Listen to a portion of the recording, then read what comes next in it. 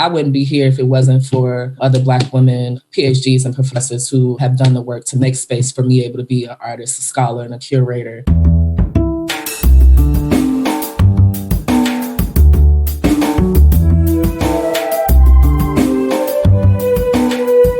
This is Champagne is Also a Band podcast. One songwriter, one song. I'm Sven, your host for a journey into the music of Champaign-Urbana. Recorded in the Blue Box studio with a songwriter from the Champaign-Urbana music scene, past or present. Champagne is Also a Band podcast is proud to be a part of the Champagne Showers Podcast Network.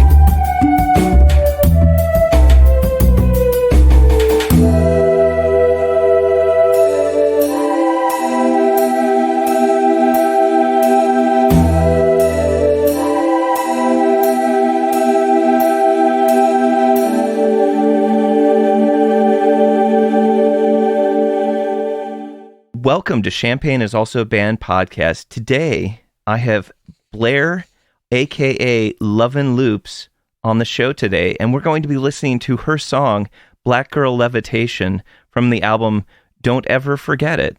You may know Blair from the collective SOLHOT, which also performed as We Levitate, and SOLHOT stands for Saving Our Lives, Hear Our Truths. So, Blair, welcome to the show. Hey, thanks for having me. It's good to be here. I am all for anybody that supports local music, especially Champaign, Illinois music. I'm excited to have a conversation. We're going to be listening to your song, Black Girl Levitation. So without further ado, let's listen to the song. She's standing and staring tonight. She's standing and staring tonight. Her two black pearls are looking back at her.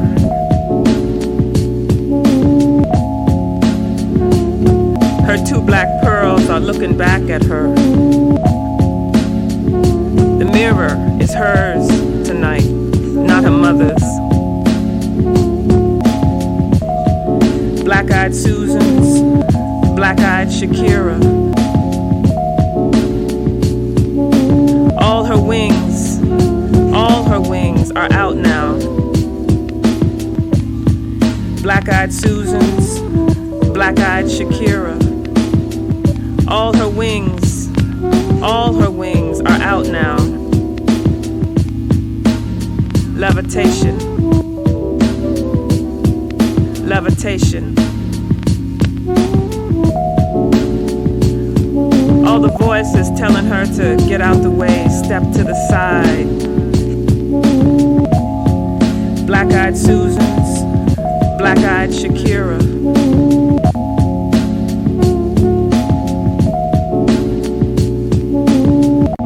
Gone, black girl. Levitate, levitation, levitation. Gone, black girl. Levitation, levitation. Gone, black girl. Levitation, levitation. Gone, black girl. Levitation, levitation. Gone, black girl. Levitation. Welcome back. So, Blair, what came first, the words or the music to the song? The words came first. And you talked a little bit about Saving Our Lives, Hear Our Truths, which is a group collective that I've been working with for about 6 years now. And we make spaces for Black girlhood celebration with Black girls. And that comes in many different shapes and forms. And one of those forms for me has been through music. But this particular track, Black Girl Levitation, the vocals came first. It actually was the a cappella version of Nikky Finney, a poet, National Book Award poet, and also a SOLHOT homegirl.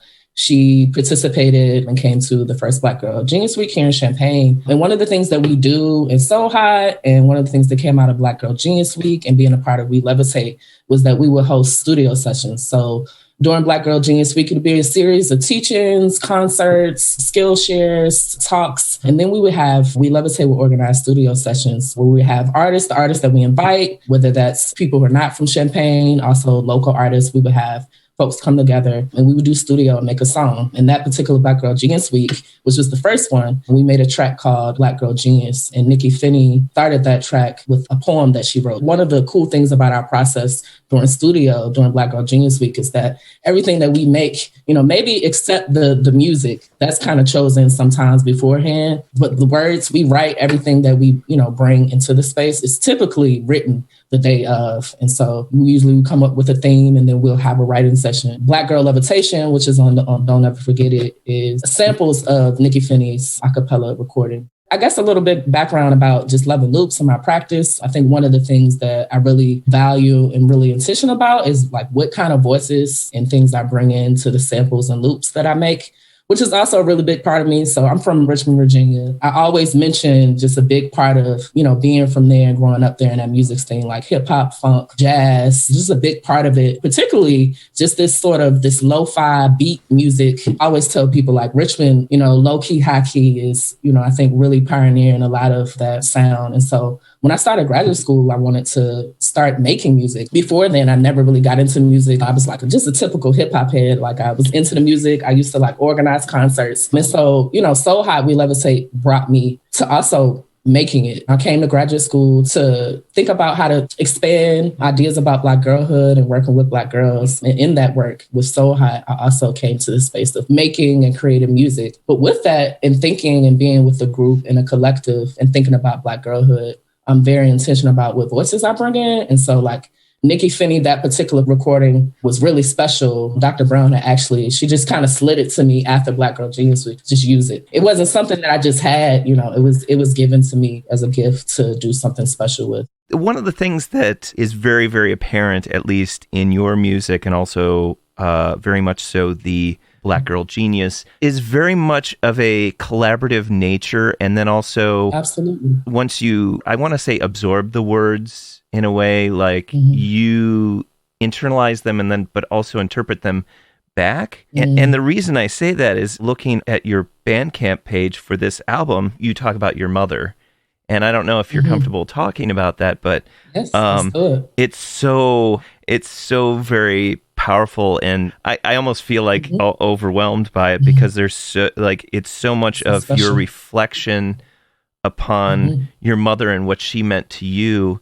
And absolutely, the one thing that stood out to me, and maybe this is a little early for me to say it's my favorite line, is the line that you use in here from Nikky Finney is, "The mirror is hers tonight, not her mother's." And I feel like that's, we reflect upon ourselves, but the way that you reflect, it's like you're saying that I am taking an image of my own self at this point, and it's the way that I will look upon myself.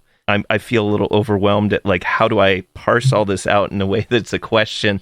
You mentioned that in 2014 is when your mother flew away, levitated. We levitated with her. Was this about the same time that Black Girl Genius was coming about? It was that same year. So my mother, she passed in March of 2014. And the first Black Girl Genius Week was November of 2014. It was that same year. And so this track, actually, I made it and I released it on the anniversary of her passing that next year. And so it was sort of, that particular track was also like a dedication to her as well. We have special relationships with our mother, good or bad in some ways, but I mean, we all have a specific connection. And I feel like you use these words to talk about your mother. Just think about how there's that refrain of Black-Eyed Susan's Black-Eyed Shakira. What does that mean to you?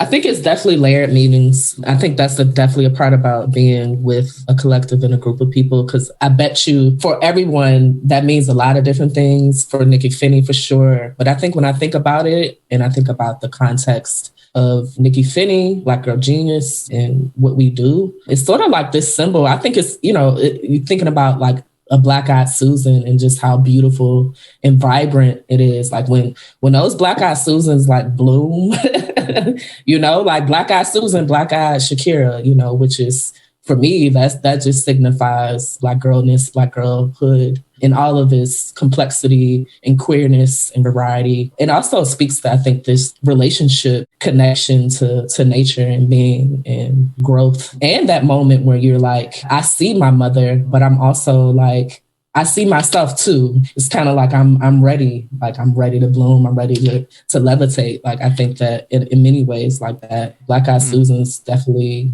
personify that. You've used the word levitate, and it's also in the title of the song, Black Girl Levitation. What does that mean to you? Because it's used in several contexts, I think, in this song, as well as when you talk about your mother flew away, levitated. We levitated with her. What does that mean to you? Yeah, I mean, that's a layered one too. I guess I'm gonna start just with foundation. This is the levitation is also connected to a wonderful Nikky Finney poem called Brown Girl Levitation, which is in their second book. It's called The World is Round. That book of poetry is just, I think, really amazing. And I think really a poetry book of Black girlhood without even like explicitly saying it all the time. But she maps and traces just different experiences of being Black and woman and being in relation to people. With Brown Girl Levitation, I feel like what I got from that poem and thinking about levitation is also this idea of like hunkering down in a way where you are in tune with yourself and what you want, your creative self, and like you ready for liftoff. I believe Dr. Brown and a couple of others came up with the name We Levitate. I know for a fact she put that we there to signify it's us. Like one of our sayings is like, it's the us, like it's us. It's not I, it's not, it's we. And so like, what does that look like when we do that together? I mean, that's what SOLHOT is. Like when we get together, when we meet, we levitate in. Everything about Black Girl Genius, about SOLHOT, it's not me, it's us, it's this bigger picture. When did you get into creating lovenloops to rigorously play and make Black girl sounds, spaces, lands, planets, galleries with Black girls? You talk about making some chill Black girl music. How did lovenloops start with that concept? I talked about it a little bit earlier, just, talking about just my kind of roots coming from Richmond is surely connected to that. As far as just like sonically, aesthetically, what I make and what I'm drawn to. Around 2012, 13 is when I first started graduate school at Syracuse, New York. I'm from Virginia, born and raised. I went to undergrad there. I never lived out of the state of Virginia. It was just a life-changing experience with me. That was the first time I felt what depression and I think just loneliness really felt like. And it's super cold up there, much colder than here. So I guess to kind of go back to, as an undergrad, I had so much fun. But what was so much fun, it was less about just like school and classes. I had an opportunity to co-organize an organization called Student Hip Hop Organization, founded at Virginia Commonwealth University, and was around several Virginia universities from like, I say 07 to about 2013, but just doing a lot of really cool things. One of the major things that I did, I went to the college when we married, was like organized concerts. The music that I like, I would bring those artists and put on like hip hop shows. The guy that founded Student Hip Hop Organization, he describes the school that I went to and trying to do that there as like trying to start a book club at a bar. So, but I had so much fun and people would show up. They didn't even know the name of the artists. I continued to sort of do some of that in graduate school, and I connected with some artists based in Rochester, New York. At that time, I was really into an artist named Hassaan Mackey. But crazy story. So this was my first semester, just kind of depressed, lonely, going through it. Music, buying music, collecting music was a big part of it. So at the time, I was kind of similar to what you was doing. One of the things that I really enjoyed doing was interviewing artists. Student Hip Hop Organization had like a website, a blog at the time, and we would interview artists from Rochester who were just doing really dope things. Very much hip hop. I'm definitely from a vein of like, Dilla, Madlib. I've definitely come from that grain of folks. I feel like their sound and what influenced them, it was definitely like that funk, jazzy hip hop. And so I ended up connecting with them. I did that interview. But when I did the interview, they're like, yeah, you should like try to make music. Like, why don't you just make music? And so I'm okay. And so I ended up buying a SP404 beat machine. So one of my favorite producers and beat artists from Richmond, Bliv. I'm not sure if you're familiar. This is what he uses. So he's just super cool. He's like a homie I used to buy records from in high school. He suggested that. And so I started working with that. And so I was living in Syracuse at the time, very much still doing work around Black girlhood and making connections here in Champaign. And so I started making music, and Dr. Brown and SOLHOT at the time was like, yeah, we're starting this band. Like, you're going to be our DJ.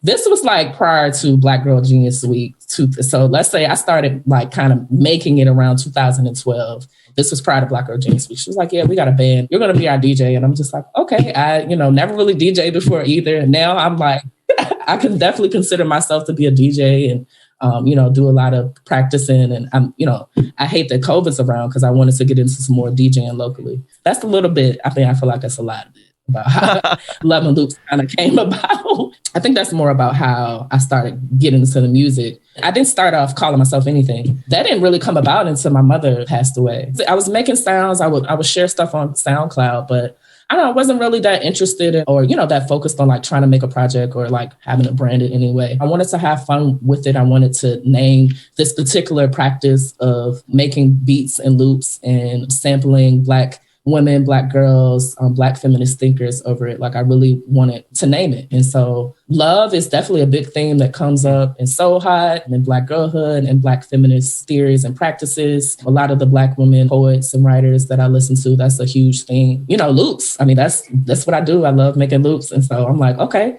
got love and loops. I think it's like love and, it could be love and, but I was also thinking about like, it's like the love and it's in the loops. It's in my loops. Actually, I want to do some more kind of like I'm also, I'm a theorist, a philosopher. So there's definitely some more theory behind that I want to get to for sure. Do you have a favorite line that just really grabs you? I like she's standing and staring tonight. I feel like that's also the mirror is hers tonight, not her mother's, with the two black pearls. She's looking into that mirror. Mm-hmm. And I think Black Eyed Susan's too. I think there's connection to eyes and just a beautiful play on, I think, words and imagery. And it feels like all of the parts are interconnected. You got to listen to the original now because it's also a sample. I've sampled different parts of the recording.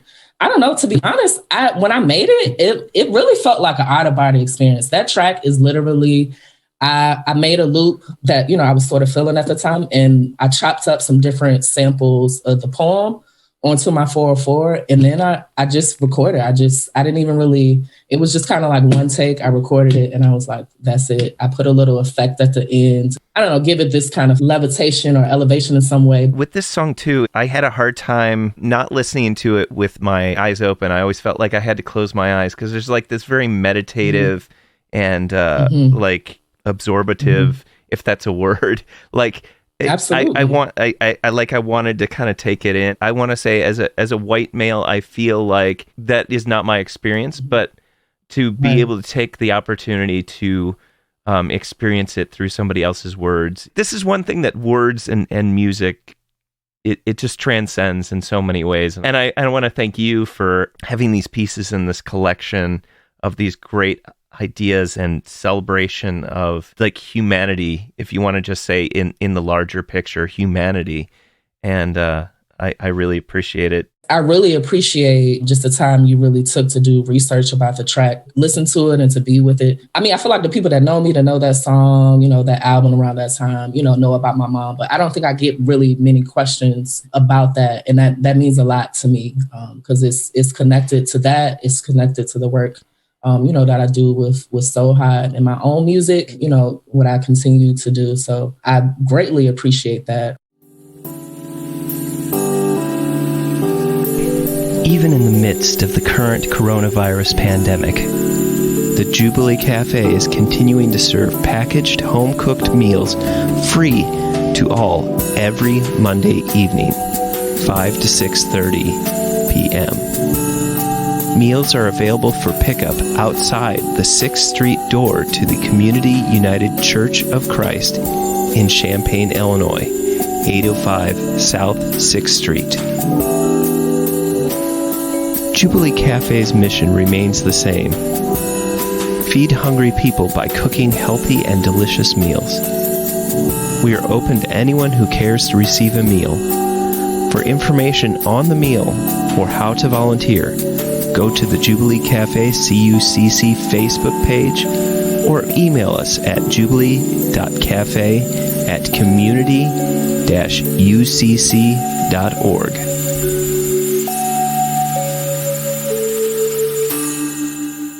Welcome back. So normally we talk about the Champaign-Urbana music scene, but I really want to dig into what started the Black Girl Genius Week. Black Girl Genius Week, again, Dr. Ruth Nichole Brown, who is visionary, an amazing teacher leader, who founded Saving Our Lives Here at SOLHOT. This is also another one of her visionary projects. She's currently inaugural chair of African American Studies at Michigan State University. But prior to that, she'd been here in University of Illinois. She'd been here for 14 years. And so that was really like her mid-career project. She wanted to really think about a public campaign. What's special about SOLHOT and what we do, a lot of what we do with Black girls, is that a lot of it is sacred. There are pieces that we do decide to share publicly, that we do and make in our sessions that we, consider sacred. But Black Girl Genius Week, I think, was really an opportunity to expand and think about how could we make Black Girl celebration sort of this public thing that we could organize and share locally with Champaign-Urbana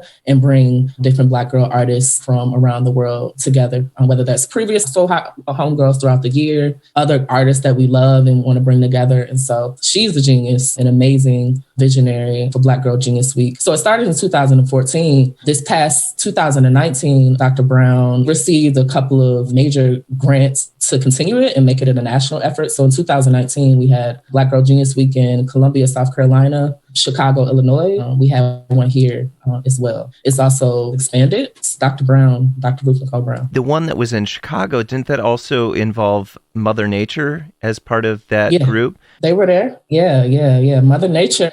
To be honest, Mother Nature, they don't, I don't know if they'll listen to this. They don't say a lot, but 2014, that first Black Girl Genius Week, also I think a really big reason for Mother Nature, like Klevah and Truth coming together, because prior to that, they, were not together. So I think that that's a part of the story. They were also students of Dr. Brown and did a lot of amazing work. Dr. Brown, she has a book called Here Are Truths, The Creative Potential of Black Girlhood. They actually wrote a song to launch that book for her.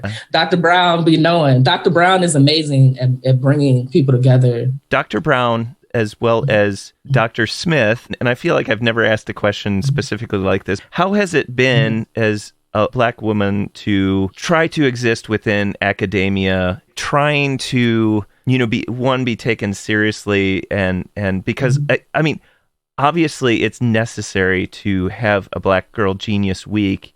So I'm just kind of curious about some of the hurdles that you've had to go through in order to make that happen, to even get grant funding. I feel like that had to have been an uphill battle. So I'm just curious if you'd like to touch on that a little bit. I'm mentioning Dr. Brown a lot, but that's also because I'm early career. I'm a postdoc. I just got my PhD in 2019. So I'm new to this. I'm actually at a point, like personally, I'm like, oh yeah, like it's a certain type of hustle. Maybe a better answer to the question or redirection to the question is maybe, I don't know, not hard it is or that people are not taking me seriously. Because, I think that, to be honest, is a lot of what Dr. Brown had to deal with in 2006 when she was first starting. Like nobody was talking about Black girl anything in 2006. I think that she had to deal with a lot of that throughout the years.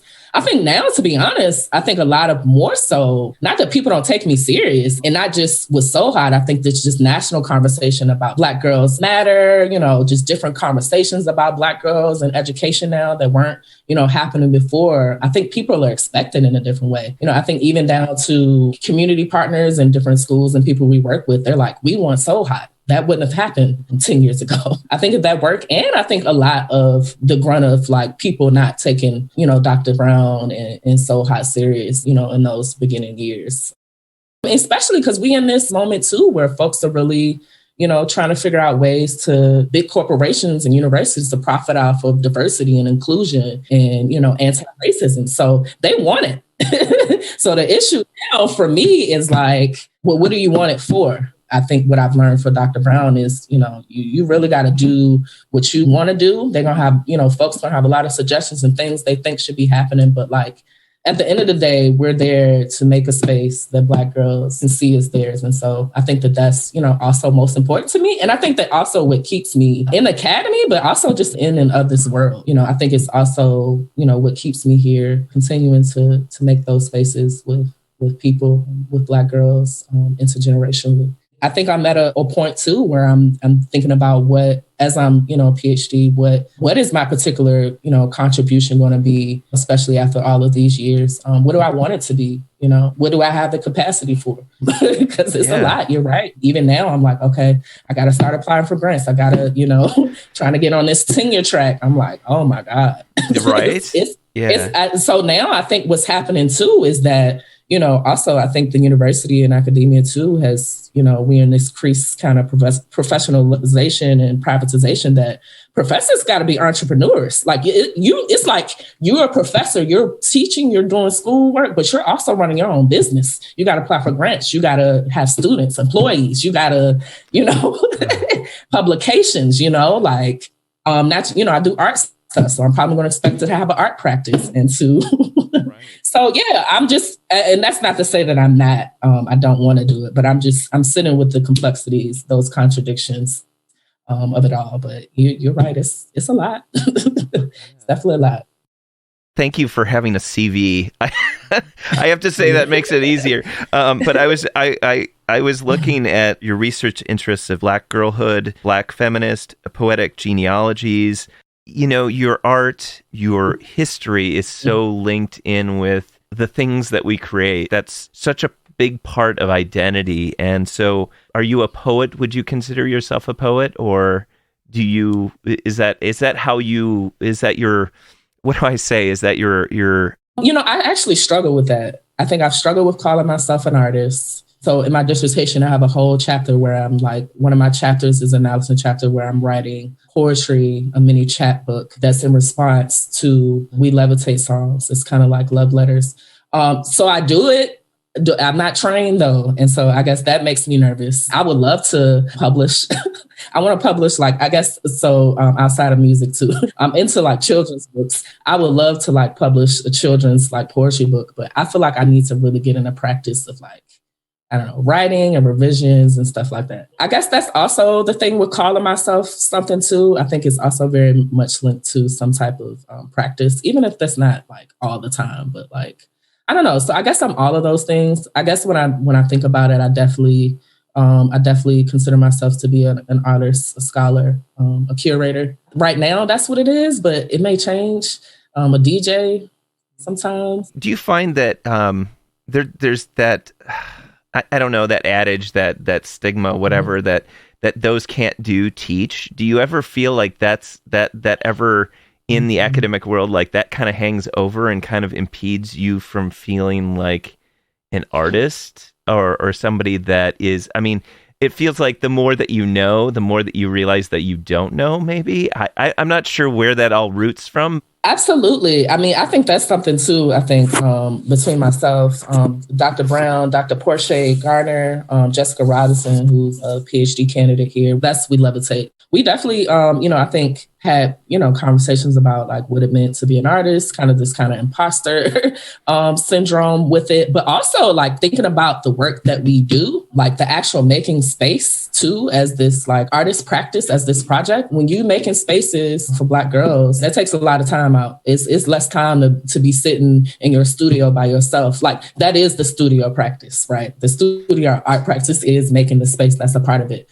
At the same time, I do think I personally struggle with like, so I'm trying to learn Ableton. Like I'm just getting into learning different techniques and different things. I think sometimes it intimidates me. Like sometimes I think about, especially getting into like the art academic world. I'm like, I see some jobs that are like sound and music focused. And I'm like, I don't know. Cause like, I don't do it like they do it. So like even think about music education here, like it's a very technical, like I'm definitely in conversation with it. But when it comes down to like who they're hiring, like they're hiring, technical DJs and musicians. And I think that I'm all of those things. But I think when it comes to the way that people are expected to teach it, and because it's also about jobs. So in music education, it's like, school bands, it's very much school teacher education related, which also means so people can get jobs. Also, the work that I do, the work that, we do it's just interdisciplinary. Like it's all of those things, it's what it is. It really does come down to everything is interconnected, and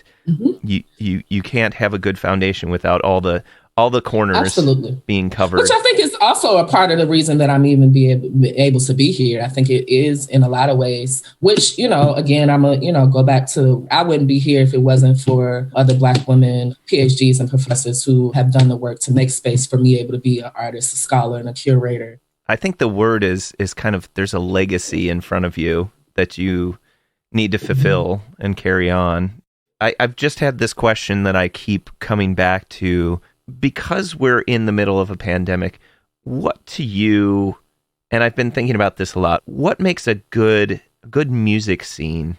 A good scene for me, and I think, when I think about scenes that I've been connected to, whether that's like here in Champaign or like home, even, I think in different areas that I lived, I think it's really the connection and collaboration between artists. I think that's really what makes the scene. Like, that's really how I think you get people together. I think that's one of the brilliant things about some of the components of Black Girl Genius Week is that, like, we would have that concert and we would bring together like Mother Nature with like Samus, who's an amazing artist. She's just like known in like the gamer hip hop world. She created like this superhero and that she raps about that, bringing, so many different types of folks together in Champaign locally. I like Pygmalion, but I like intimate stuff. Like, I like intimacy. Pygmalion's cool. Like, they bring some cool acts that you wouldn't, be able to see. That's one time a year, but what really makes the scene, we talk about like maybe, shows throughout the summer or trying to have something that's, more consistent that, artists are able to, share their art. People got to build relationships, come together. I think that's what makes the scene fruitful and thrive, showing love to other artists, organizing shows together.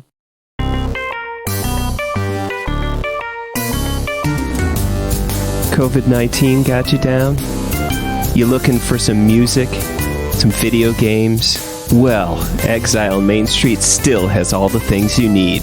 New and used LPs, CDs, and video games. Exile Main Street still has something for any music enthusiast and old-school gaming devotee. Exile Main Street is taking orders, making deliveries, and pickups by appointment. They can find just about any music or video game you need. Check out their website, exilemainstreet.com, for links to their Discogs page for new additions. You can also contact them via Facebook Messenger to see what they can find for you. They can also be reached on Instagram, Twitter, email, or phone at 217-398-MAIN. That's 217-398-6246. Welcome back. So, Blair, what is your favorite non-musical thing?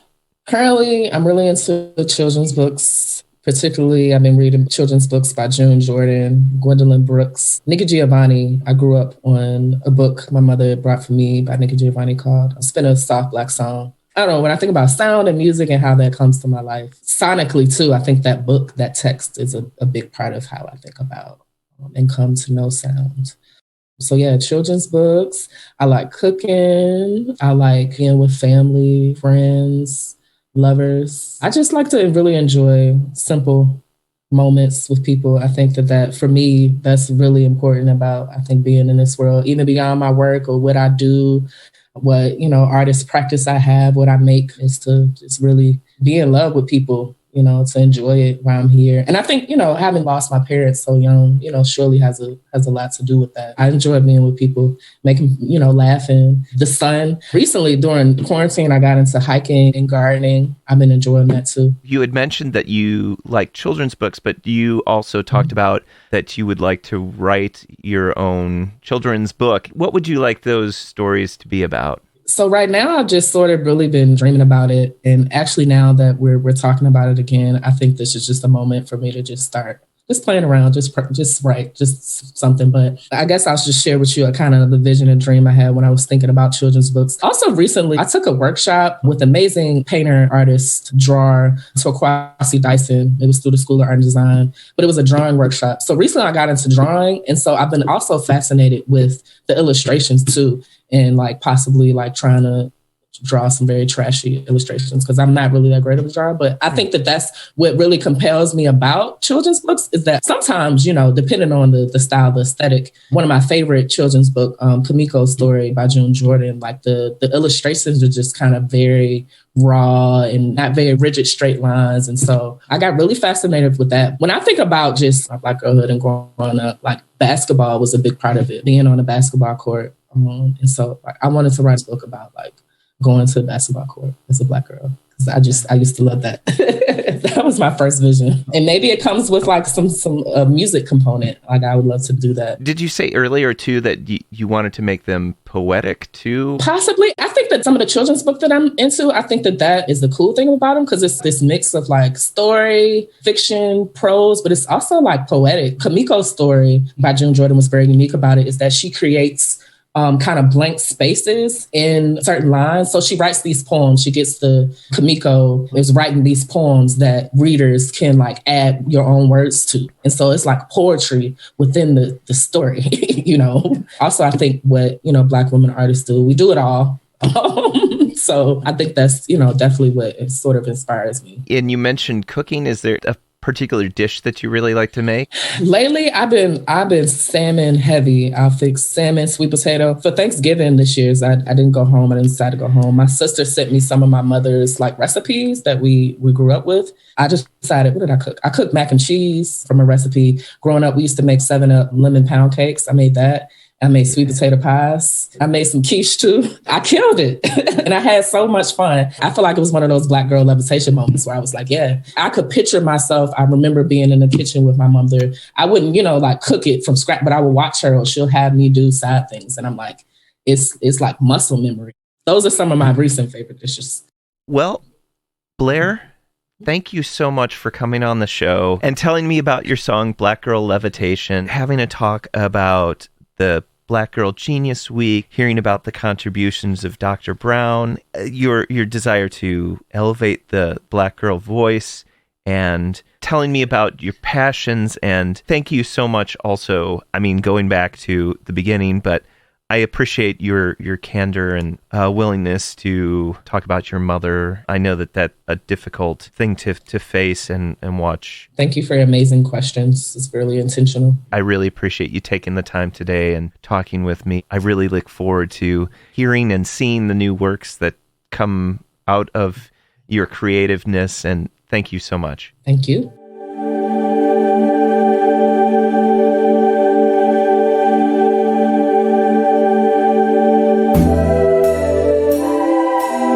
Listening to Champagne is Also a Band podcast. This is Blair, also known as lovenloops, reminding you great music is out there. Go find it where you live.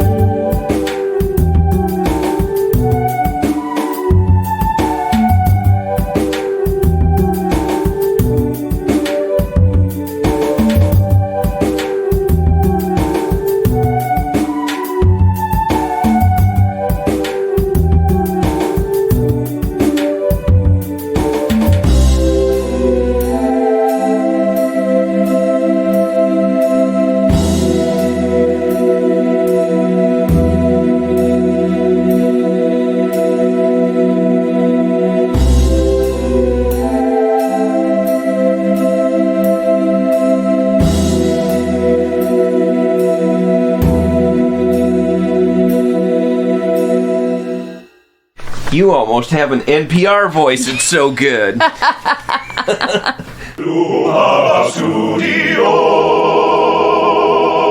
South Bigger on the inside.